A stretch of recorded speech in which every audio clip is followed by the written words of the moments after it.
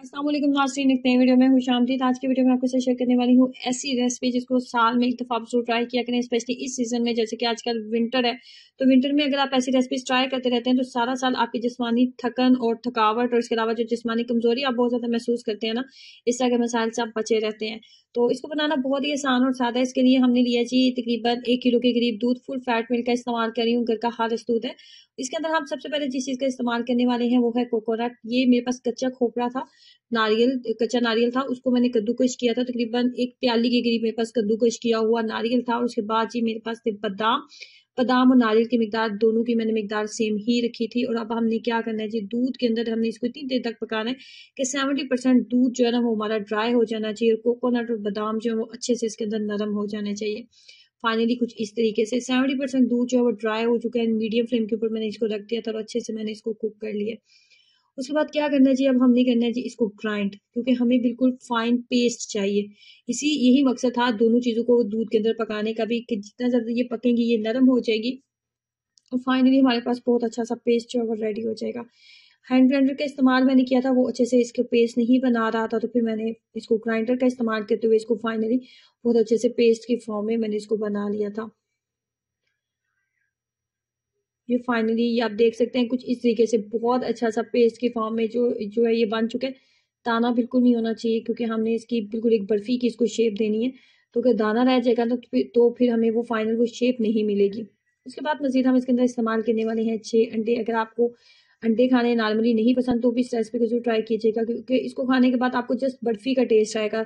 आपको किसी भी तरह के अंडे वगैरह का टेस्ट नहीं आएगा, ना ही आपको इसके अंदर कोई स्मेल आएगी। मजीद हम इसके अंदर आधा किलो दूध का इस्तेमाल करेंगे, और मजीद जिसका इस्तेमाल करेंगे वो है ड्राई मिल्क। 6 अंडे मैंने लिए हैं। देसी अंडों का इस्तेमाल करेंगे तो रिजल्ट ज़्यादा अच्छा मिलेगा। लेकिन मेरे पास भी देसी अंडे नहीं थे, मेरे पास भी वही जो नॉर्मली शॉप वगैरह से मिलते हैं वही अंडे थे। और 1 कप के करीब मैंने दूध का इस्तेमाल किया, ड्राई मिल्क का इस्तेमाल किया। ये नीडो का जो ड्राई मिल्क होता है ना, वो वाला ड्राई मिल्क है जो बिल्कुल अच्छा वाला, अच्छी क्वालिटी का होता है। बाकी टी वाइटनिंग का इस्तेमाल ना कीजिएगा, उससे आपको अच्छा रिजल्ट नहीं मिलेगा। नीडो का ही आप इस्तेमाल करें।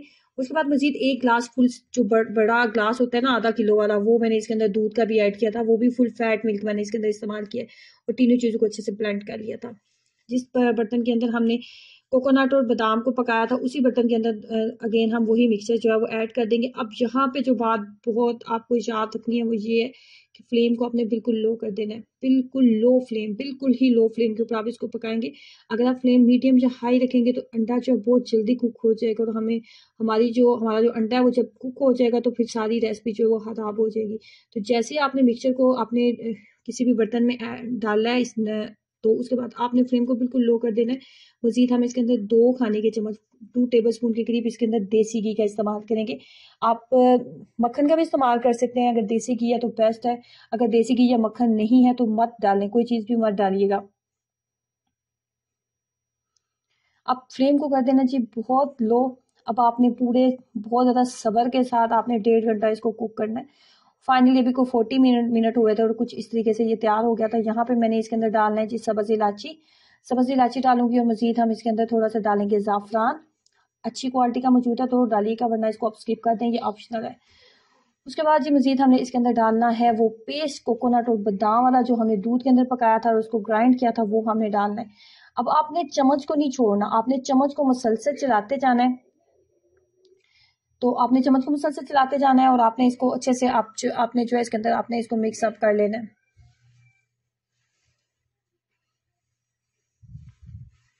फ्लेम को हाई मत कीजिएगा, मीडियम मत नहीं करना आपने, रेसिपी आपकी बिल्कुल ख़राब हो जाएगी। फ्लेम को बिल्कुल लो रखना है, लो फ्लेम के ऊपर बहुत ज़्यादा सब्र के साथ कम से कम 1 घंटा आपने मुसलसल चम्मच को चलाना है। और फाइनली कुछ ये इस तरीके का आपके पास रेडी हो जाएगा, ये इस तरह का। अभी ये पका नहीं है, अभी हमने यहाँ पे इसके अंदर चीनी नहीं ऐड की।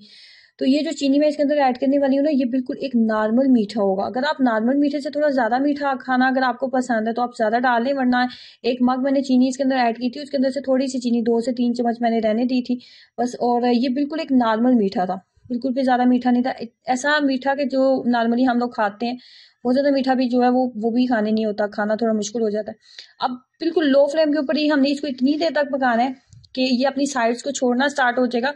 और चीनी का जो पानी है ना, चीनी ने जो अपना पानी छोड़ा, वो पानी भी हमने मुकम्मल तौर पर इसके अंदर ड्राई करना है, वो पानी नहीं बचना चाहिए।